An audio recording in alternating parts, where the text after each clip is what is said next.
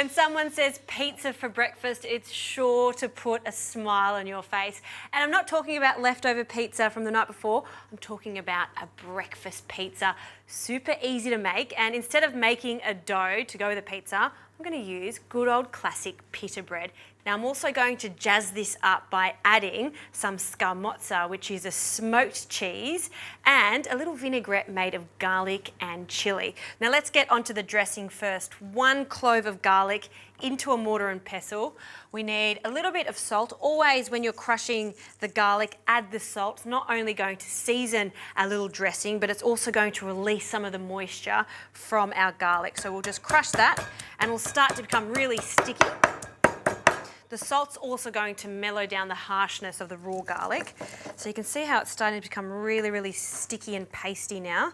That's what we're looking for. So now I'll add some chili. Now I'm using 1 long red chili.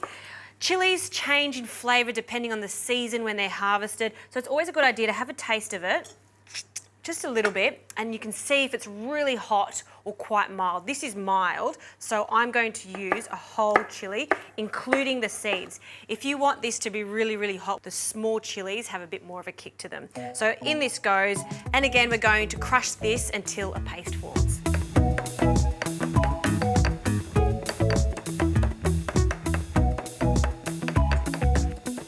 Look at that. Beautiful, that vibrant red colour. So now we need to loosen up this paste. So I'm going to add some lemon juice, but before I do that, just a hint of lemon zest to give it that zinginess.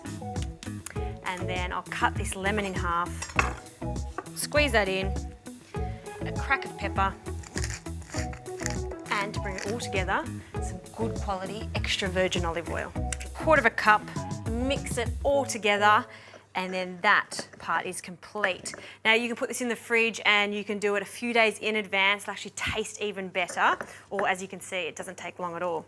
So now I need 4 free-range Sunny Queen eggs, and when I'm doing a big batch of eggs, frying eggs, I like to crack them straight into a bowl because I don't want to break that egg yolk. Now these are really good quality eggs, and the fresher they are, then the easier it is to crack and for that yolk to stay intact. So I just like to do this for that extra assurance, so when I pour them into the frying pan, it will stay perfect while they're cooking.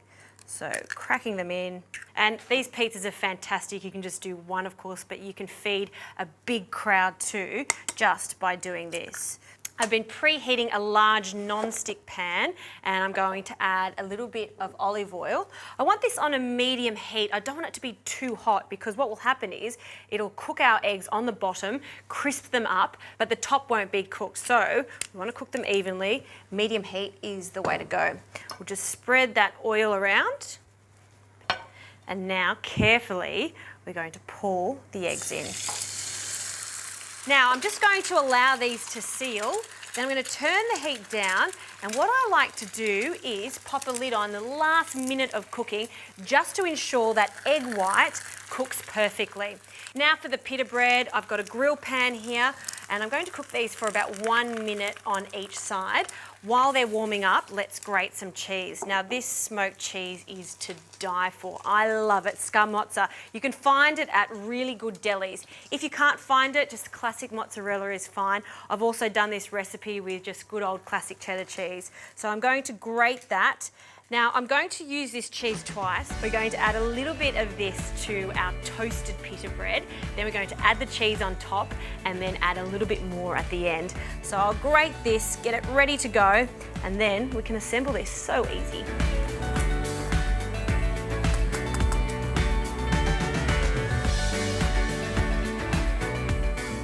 Okay, these eggs are looking fantastic. You can see the egg white is firmed up, it's cooked perfectly, and the egg yolk is still runny. It's exactly how I liked my fried eggs.